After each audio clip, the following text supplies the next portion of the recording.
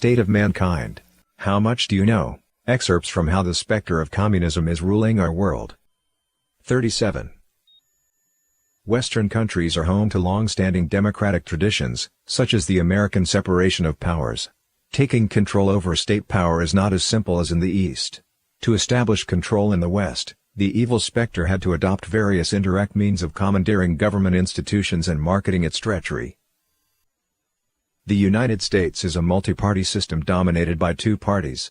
To enter the political mainstream, communism must infiltrate one or both parties and use them to take control of congressional votes. Meanwhile, its candidates must take up key positions in the government and courts.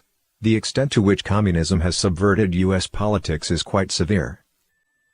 In order to secure a stable voting bloc, U.S. leftist parties have magnified the animosity between low and high-income groups, while attracting an increasing number of immigrants and vulnerable groups such as the LGBT community, women, minorities, and so on.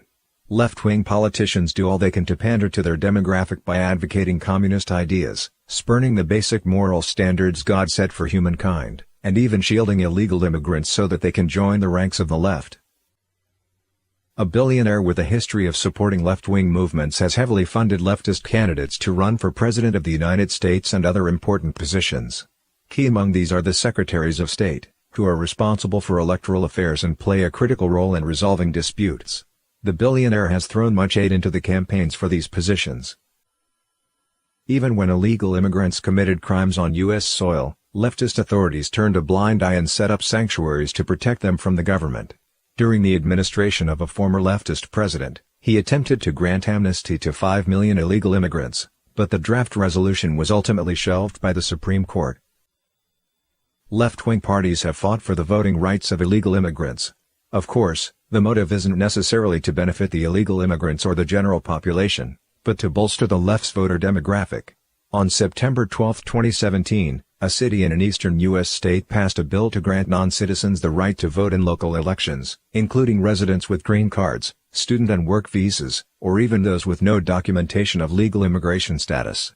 It attracted widespread media attention for its potential effects on the electoral system in other parts of the country.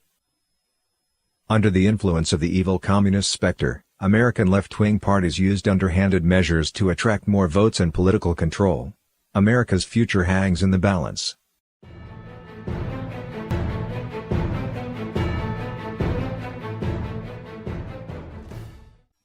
The previous leftist administration was heavily infiltrated by communists and socialists.